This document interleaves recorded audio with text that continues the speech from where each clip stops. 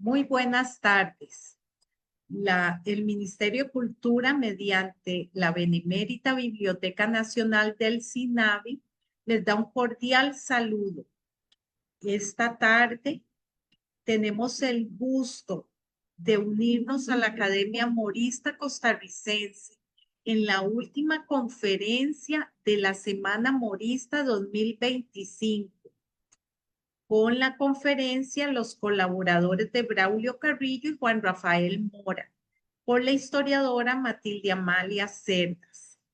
Estas conferencias son muy importantes porque nos permiten ofrecer al público información muy valiosa sobre la campaña nacional y sobre todos los detalles que aún muchos de ellos desconocidos. Un agradecimiento a la conferencista de esta tarde, a la doctora Elizabeth Fonseca, presidenta de la Academia Morista Costarricense, a la doctora Ana María Botey, coordinadora de la cátedra Juan Rafael Mora, a Manuel Solano de la Biblioteca Nacional y a Daniel Bonilla de la Academia Morista, que nos apoyan con la transmisión y logística de la actividad. Un especial agradecimiento a todas las personas que nos acompañan en vivo, así como a quienes posteriormente vean el video de la conferencia. Les recordamos que las 4 conferencias anteriores de esta Semana Morista están disponibles en los Facebook de la Biblioteca Nacional y de la Academia Morista Costarricense. A continuación, le doy la palabra a la doctora Ana María Botey. Muchas gracias. Ay, disculpen esos perros que son unos malcriados. Bueno, para concluir, nada más decirles que Matilde Amalia no tiene que ser casi que presentada. Es una profesora destacadísima de la Escuela de Historia de la Universidad de Costa Rica de muchísimos años. Fue profesora de muchos de nosotros. Hoy está felizmente jubilada y continúa investigando. La actividad de hoy es precisamente una de sus nuevas investigaciones y de un tema que solo una persona como ella, que conocía y que conoce tan profundamente a todos esos personajes del siglo XIX, podría presentar hoy este trabajo. Así es que estoy segura que nos va a dar luces sumamente interesantes y sin más preámbulos le damos la palabra a Matilde. Gracias, Matilde. Gracias, Ana María, por tus palabras. Y antes de empezar con el tema, quiero hacer una pequeña aclaración, porque el título es Los colaboradores de Carrillo y del presidente Mora, pero en realidad sí voy a hablar de algunos colaboradores de Carrillo y del presidente Mora. Pero por supuesto, de los 2 colaboradores más importantes del presidente Mora, pues no hablaré, porque ya y en forma brillante expusieron nuestros compañeros de academia, el doctor Tomás Federico Arias y la máster Carolina Mora, sobre don José Joaquín Mora Porras, hermano del presidente, general de los ejércitos centroamericanos, y Carolina sobre el general Cañas. De manera que trataré de enfocarme en los otros colaboradores de Mora y en algún momento también de Carrillo. Para poder llegar hasta el momento en que estos personajes empiezan a colaborar con esos gobiernos, hay que recordar que durante los primeros años de vida independiente no hubo en Costa Rica enfrentamientos políticos o económicos que se disputaran el control político del naciente Estado. Cuando en 1824 la entonces provincia de Costa Rica pasa a formar parte de la República Federal de Centroamérica, junto con Guatemala, El Salvador, Honduras y Nicaragua, en realidad en Costa Rica no se había vivido ningún conflicto. Posiblemente debido a la distancia que teníamos de los centros políticos, tanto de la colonia como ahora de la República, y por la falta de vías de comunicación. Costa Rica no se vio involucrada en los hechos entre caudillos y las intrigas políticas que llevaron al fracaso el proyecto laboral federal. Como consecuencia del traslado de la capital a San José en 1823, sí surgió el problema del localismo.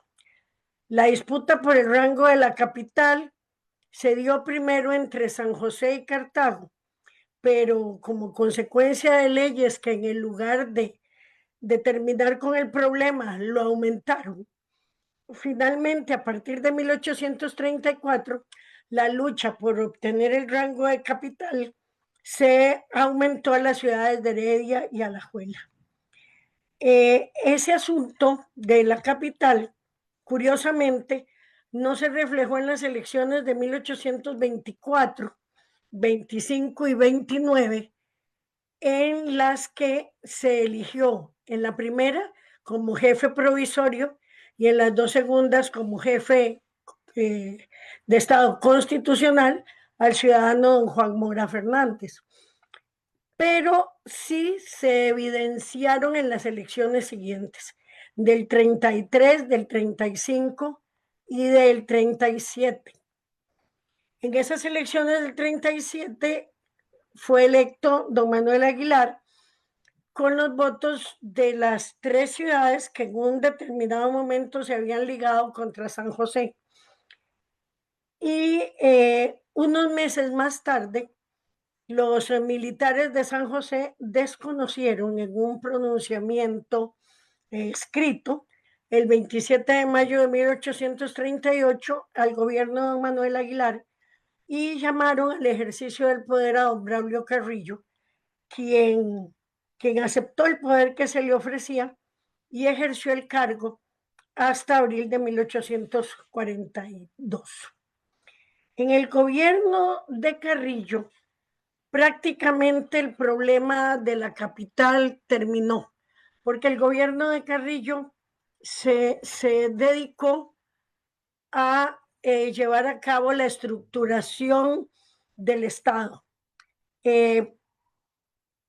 Convocó a una asamblea constituyente en el mismo año 1838 y el primer decreto de esa asamblea constituyente, dado el 14 de noviembre de 1838, fue declarar a Costa Rica como Estado libre, soberano e independiente, con ese decreto se asumía el fracaso del proyecto federal, pero sí es necesario señalar que no fue Costa Rica el primer estado en romper el pacto federal. Anteriormente lo habían hecho Honduras y Nicaragua. Otro elemento importante de esa asamblea constituyente fue una declaración de derechos del hombre y del ciudadano que aprobó la misma asamblea constituyente y que muchas veces se dice, bueno, pero entonces, ¿por qué si se hizo la declaración no se publicó? Originalmente la idea de la constituyente era aprobar la Declaración de Derechos del Hombre y del Ciudadano para que sirviera de base al proyecto de constitución. Lamentablemente, por un proceso tal vez demasiado detallista de Carrillo, resultó muy complicado y finalmente la asamblea se hizo el proyecto de constitución, pero la asamblea no se reunió. Pero en esa estructuración del Estado que lleva a cabo Carrillo, se realizaron obras muy importantes como el reglamento de policía, el Código General de Costa Rica, se trabajó en el campo de la instrucción pública, en un arancel de aduanas muy importante, pero uno de los proyectos más importantes de ese periodo de Carrillo fue la construcción del camino a Matina. Y este provocó que muchos de los colaboradores con que contó Carrillo al iniciar su gobierno se convirtieran en grandes opositores del proyecto. Entre ellos, grupos de exportadores y vecinos de Cartago. Curiosamente, los cartagineses no comprendieron la importancia que tenía la construcción de una ruta para el Atlántico, especialmente para Cartago, ya que precisamente la ruta partiría desde allí. El descontento provocó que algunos grandes opositores de Carrillo recurrieran al expresidente de la República Federal, general Francisco Morazán, que se encontraba en Panamá, para que invadiera al país, para terminar con el gobierno de Carrillo, lo que sucedió en abril de 1842. Las esperanzas que abrigaron los opositores de Carrillo, que fueron a traer a Morazán para salvarlos de las medidas estrictas de Carrillo, pues se desvanecieron muy pronto, porque en realidad apenas transcurridos los primeros días del gobierno de Morazán, tuvieron que darse cuenta de que Morazán aceptó la jefatura del Estado que se le ofrecía en nuestro país para desde aquí tratar de recuperar el poder perdido y reorganizar la República Federal por la vía armada. Esto fue la parte que no le gustó a los costarricenses. En los documentos que se redactaron para la caída de Morazán, en todo se dice que hubiéramos estado de acuerdo si hubiera sido por la vía diplomática, pero el pueblo costarricense rechaza esa posibilidad. Y 5 meses duró el gobierno de Morazán. Los costarricenses no pudieron comprender las pretensiones militares del expresidente de la República y con las mismas armas que Morazán entregó a los costarricenses para la lucha centroamericana, fue derrocado en septiembre de 1842. Terminado el periodo de Morazán, tuvieron los costarricenses que volver a la tarea de reorganizar el Estado, ya que Morazán derogó muchas de las medidas importantes de Carrillo. Lo único que no derogó Morazán fue el Código General de Costa Rica. Y entonces los gobiernos que siguieron, 2 gobiernos provisorios y 2 asambleas constituyentes entre 1843 y 1847, lograron reorganizar el Estado. Pero durante esos 5 años de ese proceso de reorganización, se fueron definiendo, si no podemos decir grupos políticos, sí se fueron definiendo grupos que se formaron alrededor de los cafetaleros y los exportadores, y uno de esos grupos logró llevar en 1847 a la presidencia del entonces todavía Estado Libre, Soberano e Independiente al doctor José María Castro Madrid, y como su vicepresidente don Manuel José Carazo. De manera que ese periodo debería de finalizar hasta 1853, ya que la Constitución vigente de 1847 había señalado el periodo de 6 años de gobierno. El 31 de agosto de 1848 aprobó la Asamblea Nacional el decreto que convirtió a Costa Rica en república, rompiendo definitivamente las posibilidades de volver al pacto federal. En esos 5 años que tardó Costa Rica en reorganizarse después de Morazán, se celebraron a nivel centroamericano 2 dietas intentando recuperar el pacto federal, Sonsonate y Nacaome, pero que igualmente fracasaron, ¿verdad? En 1849 surge un sector dentro del mismo sector cafetalero y exportador que se oponía a que el doctor Castro continuara en el ejercicio del poder, lo que motivó que se hicieran una serie de arreglos para provocar su caída. Enterado de estas maquinaciones, el vicepresidente don Manuel José Carazo renunció y después de un proceso un poquito complicado que llevó a cabo el Congreso, se eligió como vicepresidente a don Juan Rafael Mora.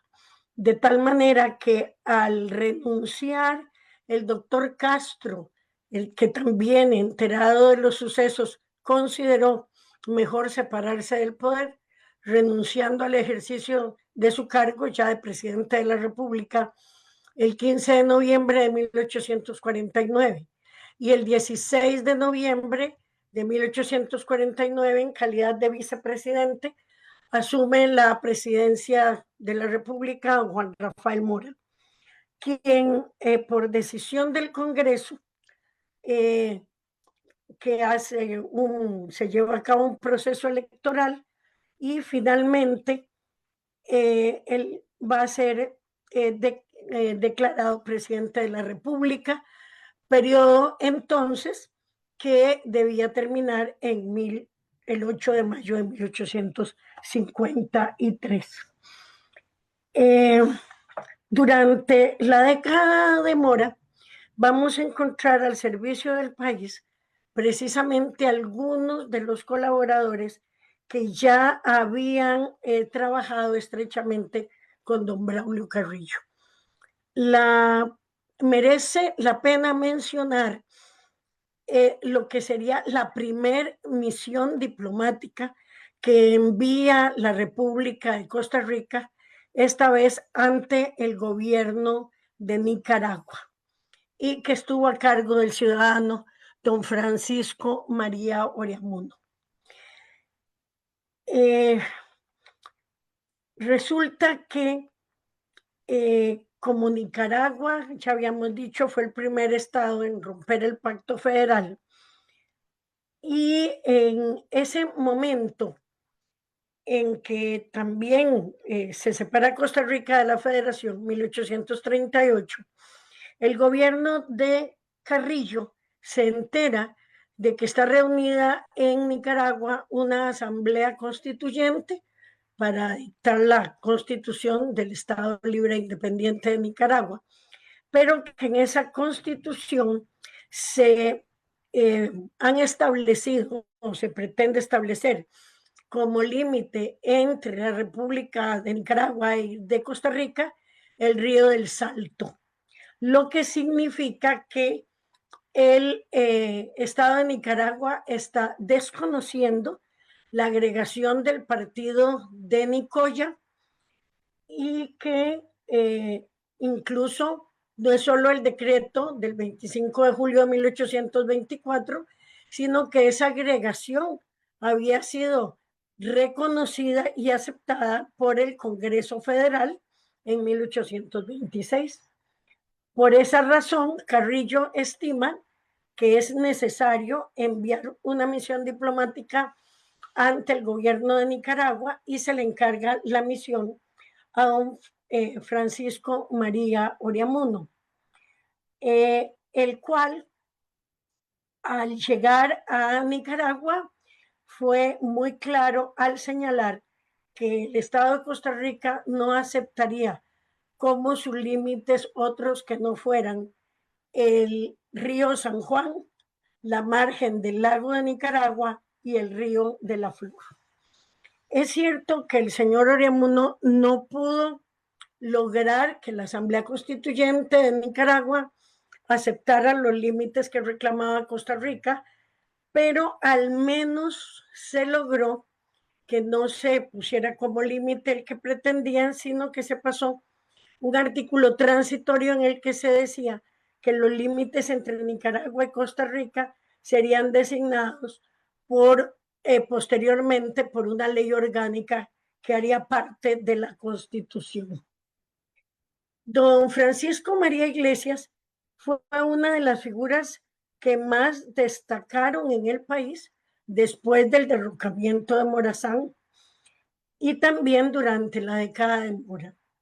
Durante esos 5 años de reorganización del país, después del derrocamiento de Morazán, ocupó los cargos de vicepresidente de la República, diputado, senador, ministro, y fue elegido en 1844 jefe de Estado, cargo que sin embargo renunció a los pocos días de haber asumido. Pero en el año de 1850 fue elegido vicepresidente de la República, convirtiéndose así en uno de los más importantes colaboradores del presidente Mora. Y creo que su colaboración es una de las más importantes, ya que en el momento en que el presidente Mora marcha con el ejército a Nicaragua para defender nuestra soberanía y la de Centroamérica, el señor Oreamuno queda en el ejercicio del poder y este servicio lo prestó hasta el mes de mayo de 1856, que estando en el cargo va a ser una de las primeras víctimas de la epidemia del cólera. Otro de los grandes colaboradores, primero de Carrillo y más tarde del presidente Mora, va a ser don Rafael Ramírez. Don Rafael Ramírez había sido el ciudadano que había presentado ante la Asamblea Constituyente de 1838 el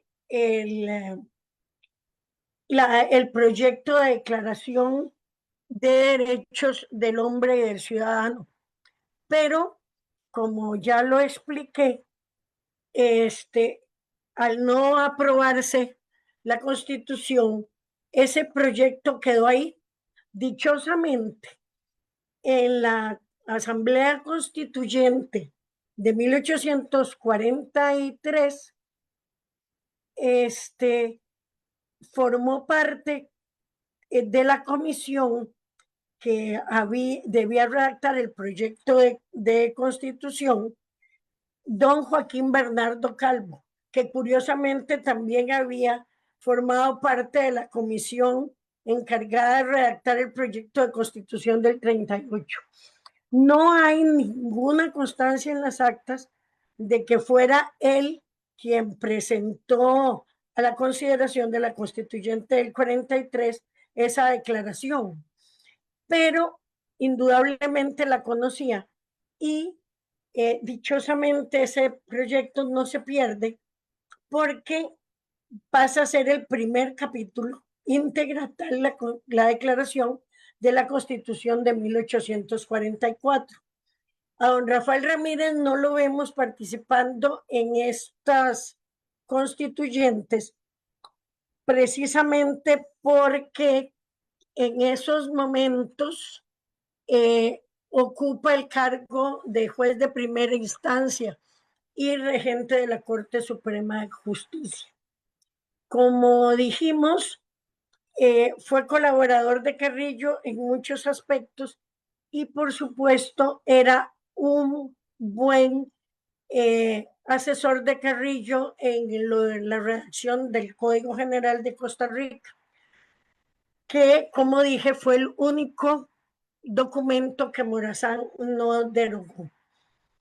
Pero precisamente el trabajo, es decir, en 17 años de vigencia del código, algunas reformas se le habían hecho, por lo que el gobierno de don Juan Rafael Mora encargó a don Rafael Ramírez como regente de la Corte Suprema de Justicia el que revisara el Código General con las reformas y adiciones que se habían hecho hasta la fecha. En el momento en que Mora hace ese encargo a don Rafael Ramírez, surgieron algunos comentarios de que Mora lo que pretendía era cambiar el Código General de Costa Rica, pero precisamente en el preámbulo de esa segunda edición, el propio Ramírez dice: no he tenido, conforme algunos habrían creído, comisión de reformar el código según me pareciese más acertado, sino de aclararlo y de anotarlo en estricta conformidad con las leyes vigentes.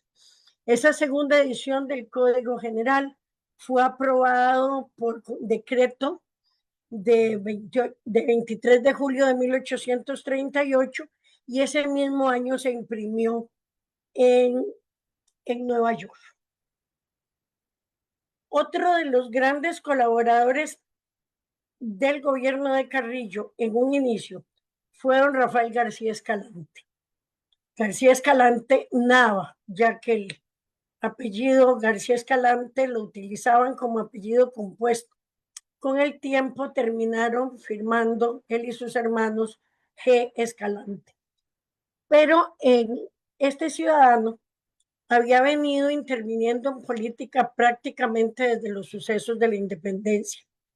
Por ejemplo, en 1824 fue encargado por el gobierno de Juan Mora Fernández de convertirse en el jefe del contingente de soldados que Costa Rica como Estado debía de aportar al Ejército Federal Centroamericano para cumplir con las obligaciones de la República, ante la República que señalaba la Constitución Federal.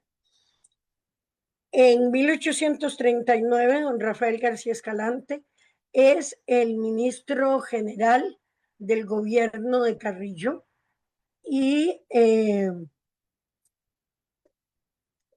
fue muy importante su colaboración, pero lamentablemente en el año de 1840 fue suspendido por Carrillo y expulsado del país, acusado de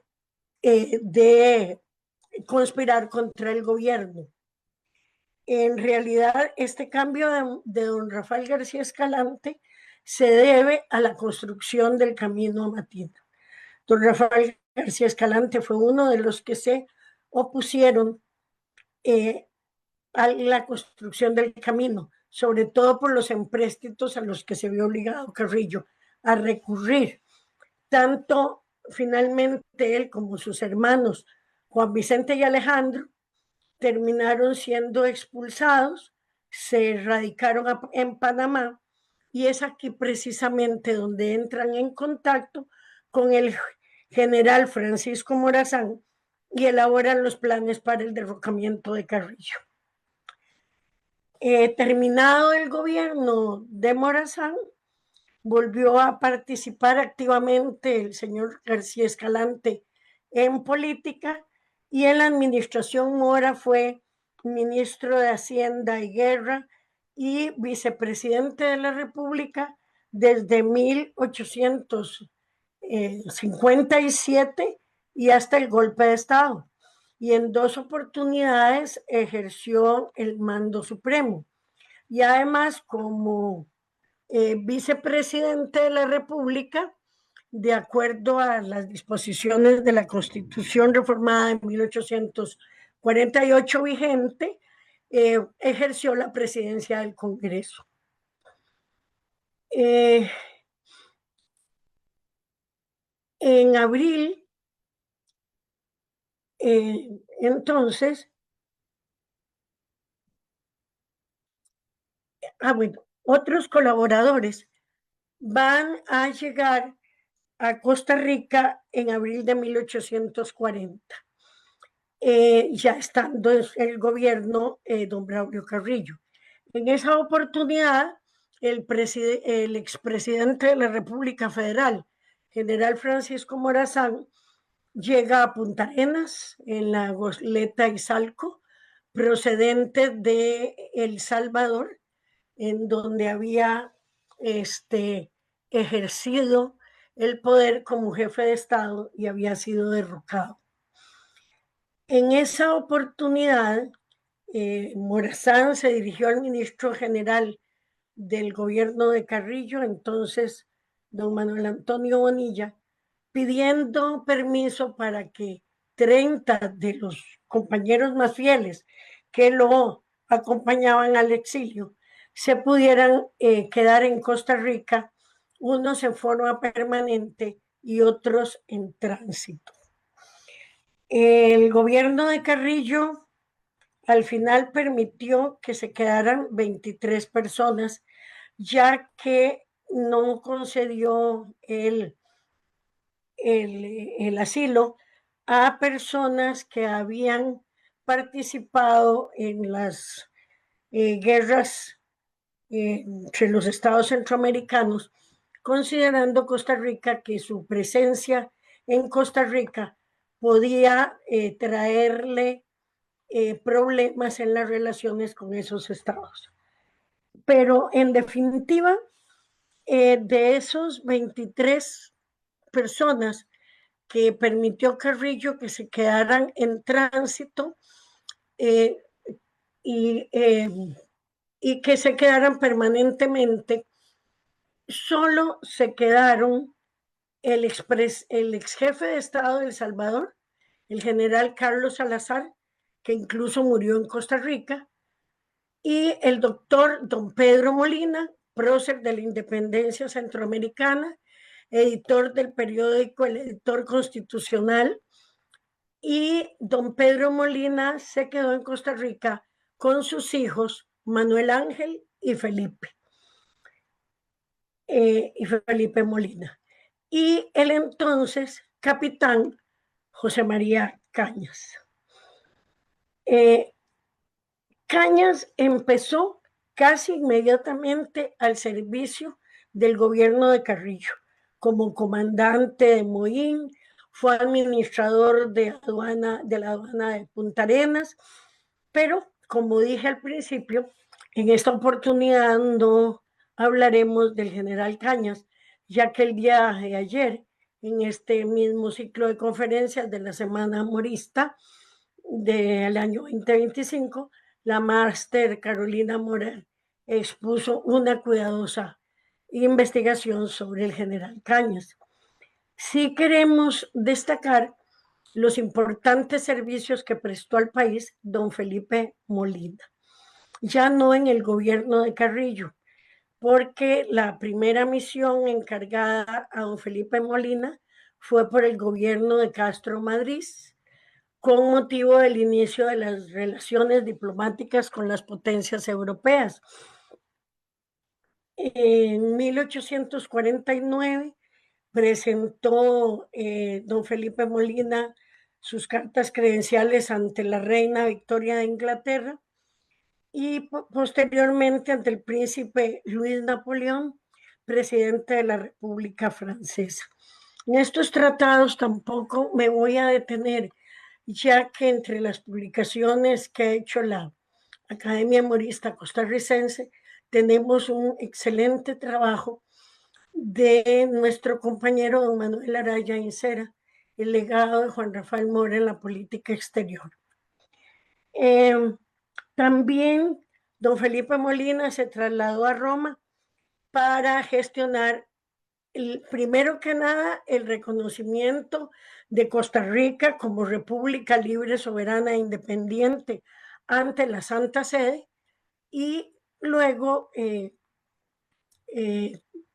gestionar la creación de una diócesis para Costa Rica independiente de la diócesis de Nicaragua, a la que habíamos pertenecido eclesiásticamente durante todo el periodo colonial y en estos primeros años de vida independiente. Esas gestiones de don Felipe Molina, en realidad, las inició, como dije, con Castro, pero finalmente la creación de la diócesis se dio ya en el gobierno de Mora. El Papa Pío IX emitió la bula de creación de la diócesis, la Christianae Religionis Actor, el 28 de febrero de 1850, erigiendo el obispado en San José de Costa Rica con el nombre de Diócesis de San José. En mayo de 1850, don Felipe Molina firmó con la reina Isabel II de España un tratado de paz y amistad en el que España reconoce la independencia de Costa Rica. Y en febrero de 1851 llega a Washington y presenta sus credenciales ante el presidente Fillmore. Según la opinión de nuestro historiador, don Ricardo Fernández Guardia, el ambiente que encontró don Felipe Molina en Washington fue muy poco favorable, ya que las relaciones que había establecido Costa Rica con Inglaterra, pues hacían que la política de Washington desconfiara de nuestro país como aliado.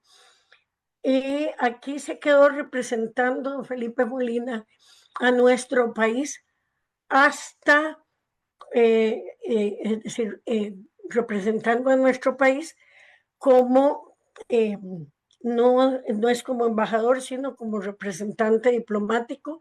Incluso llegó a ser decano del cuerpo diplomático acreditado ante el gobierno de Washington, pero murió en 1855, en mayo de 1855, en la ciudad de Washington. Y para reemplazarlo en el cargo fue nombrado su hermano don Luis Molina. Don Luis Molina no había residido en Costa Rica. Cuando su padre y sus hermanos se quedaron en Costa Rica, él se encontraba en Guatemala. Ahí había ejercido cargos como diputado a la Asamblea Constituyente y ministro de Relaciones Exteriores. Y con la llegada de Rafael Carrera al poder, se trasladó al estado de El Salvador y finalmente en 1851 a Washington. La colaboración de don Luis Molina para el gobierno de don Juan Rafael Mora es de gran importancia, sobre todo en el momento en que se empieza a conocer la presencia de Walker en Nicaragua, esto un año antes de que se iniciara la guerra, y de las pretensiones tanto de Walker y el grupo que lo apoyaba, como también de la actitud que había asumido al respecto el gobierno de Washington.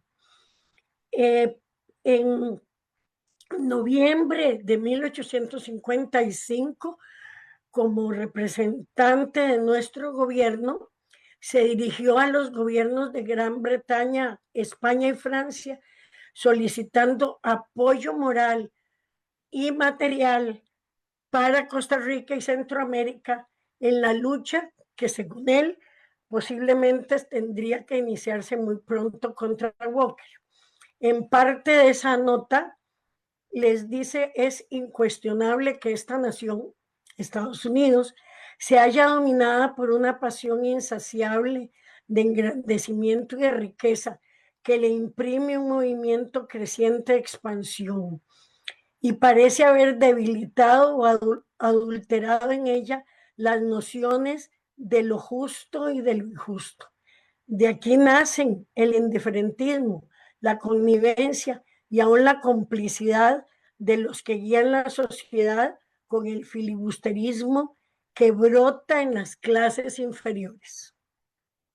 Este constituye una fuerza espontánea nacional que no repara en los medios, que cuenta con un seguro asilo de impunidad si es repelida, y que sus trofeos serán aceptos a la nación, su botín legitimado y ensalzadas sus piráticas proezas si las corona la victoria. La América Central ha sido hace algún tiempo objeto de proyectos de anexión por las riquezas de su suelo y por las facilidades que ofrece la comunicación interoceánica. Como ven, en esta comunicación a los representantes de esas potencias es muy claro don Luis Molina, pero además también se dirige a los ministros plenipotenciarios acreditados en Washington de Guatemala y El Salvador y al ministro don José Marcoleta, quien había sido ministro del régimen caído en Nicaragua. Estos tres representantes y don Luis Molina se dirigieron al gobierno de los Estados Unidos en notas muy similares, pero por separado, en que reclamaban, ¿verdad?, que el gobierno de Washington no fuera indiferente a lo que estaba pasando en Nicaragua. A lo que el secretario de Estado, Mr. Marcy, les contestó que el gobierno de Washington no tenía ningún problema en apoyar a Centroamérica, pero que la presencia de Walker en Nicaragua se debía a que había sido llamado por ciudadanos nicaragüenses, cosa que desde luego sabemos que es así. Pero sin embargo, pocos meses más tarde se logró que el presidente Pierce negara el reconocimiento al embajador enviado por el gobierno de don Patricio Rivas, el filibustero Parker French. Ahora, en todo momento, además de estas intervenciones, en todo momento don Luis Molina mantuvo correspondencia con el presidente Mora y lo mantiene informado de cómo ve la actitud del gobierno de los Estados Unidos con respecto a la presencia de Walker en Nicaragua. Y en una de sus cartas dice: considero casi imposible que Costa Rica pueda evitar la guerra y conservar sus derechos. No puede confiarse. La defensiva es muy peligrosa posición, sea cual fuera el aspecto presente de las cosas. Si duran algún tiempo, acarrearán la absorción de toda la América Central. Las acertadas gestiones de Molina en Washington y las que realizaba en Centroamérica nuestro ministro de Relaciones Exteriores, don Joaquín Bernardo Calvo, se complementaron no solo para conseguir el apoyo de Francia e Inglaterra a la lucha que inicia Costa Rica, sino para lograr que las naciones centroamericanas comprendieran por fin la amenaza que se cernía sobre nuestra soberanía en general de Centroamérica. Don Joaquín Bernardo Calvo Rosales fue uno de los más destacados colaboradores del presidente Mora. Él, desde también los años primeros de la independencia, se había distinguido por su servicio a la patria. Había sido maestro de escuela, fue diputado, senador en las primeras asambleas congresos del Estado de Costa Rica.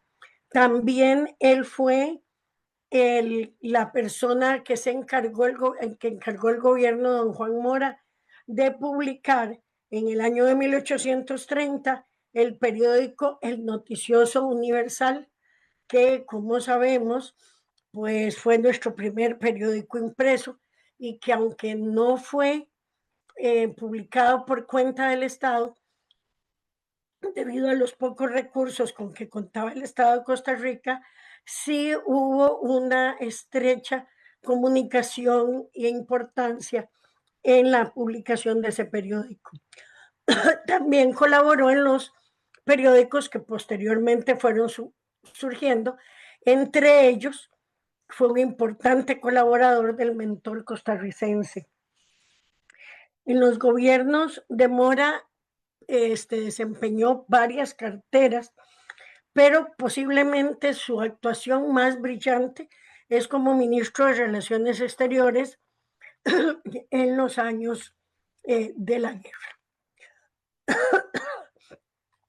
Creo que de esta manera he tratado de destacar esos ciudadanos tal vez mucho más desconocidos que los que participaron directamente en la Guerra Nacional, pero cuya labor aquí en el interior del país fue determinante, sobre todo en esos meses en que el presidente Mora se encontraba en Nicaragua haciéndole frente a una guerra que en la primera etapa estuvo solo en manos del ejército costarricense, ¿verdad? Porque la colaboración que don Joaquín Bernardo Calvo logró concretar se dio finalmente y tuvo su gran importancia para lograr la rendición de Walker, pero esto se logró en lo que conocemos como la segunda parte de la campaña a partir del mes de julio de 1856. Muchas gracias. Entonces, quiero agradecer, por supuesto, a la Biblioteca Nacional, que institución benemérita que siempre colabora con nosotros en todo este tipo de actividades, y por supuesto a la Academia Morista, que con tanta esfuerzo y con tanta dedicación ha propiciado la investigación sobre esta década de Mora, principalmente Ana María Botey como coordinadora de la cátedra Juan Rafael Mora, en donde con su trabajo nos ha puesto a trabajar a todos y a investigar, pero que en realidad nos ha hecho en algunos momentos desempolvar un poco los conocimientos que teníamos por ahí dormidos y ponerlos al servicio del país para dar a conocer todas estas actividades. Muchas gracias también a Manuel Solano y a Daniel Bonilla, que nos apoyan siempre en estas transmisiones. Y bueno, veamos si hay alguna inquietud, alguna pregunta.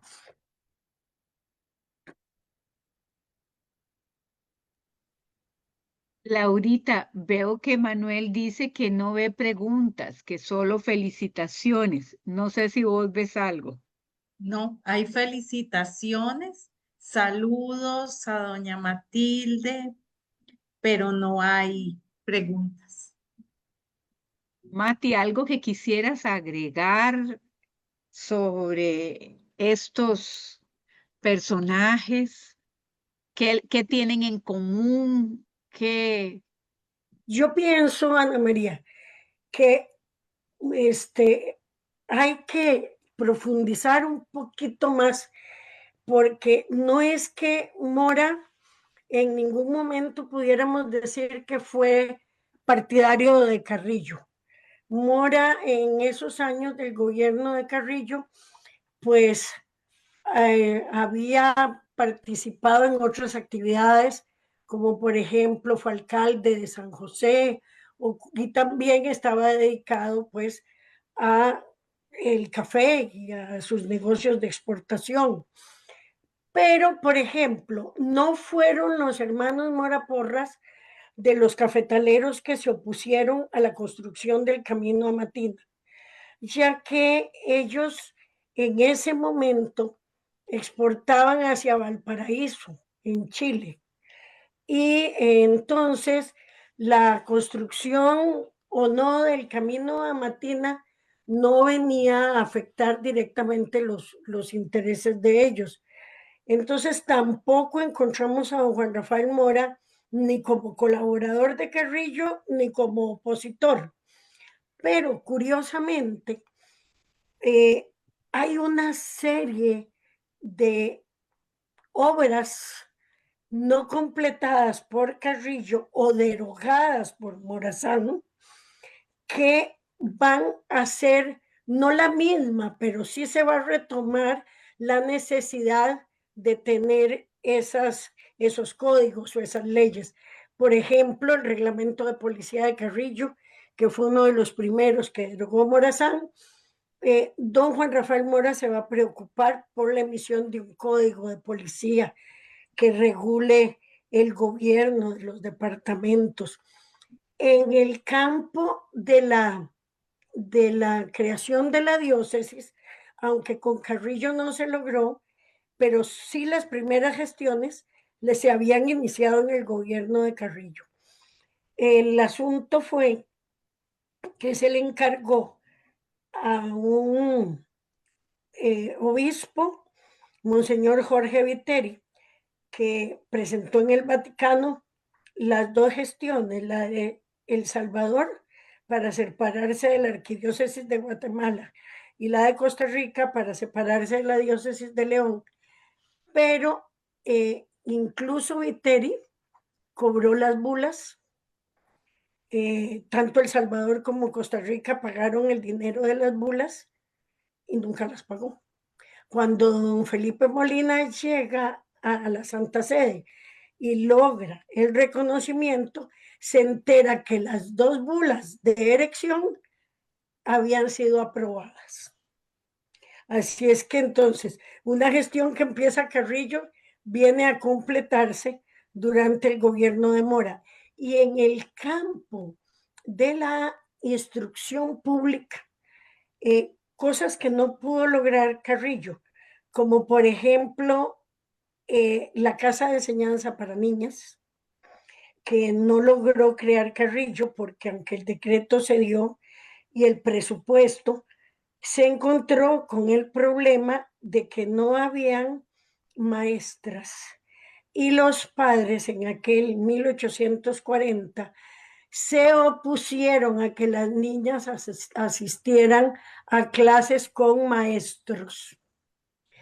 En tal manera, la Casa de Enseñanza para Niñas no funcionó, pero bueno, sabemos que muchas dificultades tuvo el doctor Castro para poner a funcionar el Liceo de Niñas, que se creó en el 47 y no fue hasta el 49 que se pudo organizar, pero ya en el gobierno de Mora, y hay un excelente trabajo sobre la instrucción pública de don Juan Durán Lucio, en que sí se ve la gran importancia que le da el gobierno de Mora a la instrucción en general y a la instrucción de la mujer y sobre todo la creación de escuelas de primeras letras. Así es que yo creo que sí, hay muchas cosas que se pueden seguir estudiando y ver que en ciertas cosas estos gobiernos, sin proponérselos ni Carrillo ni Mora, se complementan.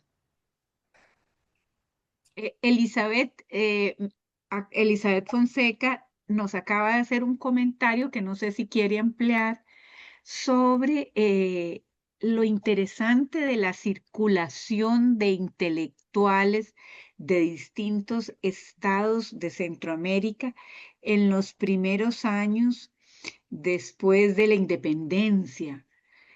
Y sí, o sea, Eli, no sé si querés ampliarlo vos. Me gustaría comentar entonces que eso se ve en este caso. Estamos hablando de los Molina, toda la familia Molina, que estuvo representando a Costa Rica en diferentes instancias en el extranjero, una Perdona, familia Ana, de don Lorenzo Montúfar. don Lorenzo Montúfar, guatemalteco, el general Cañas, Morazán, con su presencia en Costa Rica, en El Salvador, en fin, hay una circulación muy importante de intelectuales, de Sí, ideas. por ejemplo, en el gobierno de Carrillo, y fue miembro de la Asamblea Constituyente, don Nazario Toledo.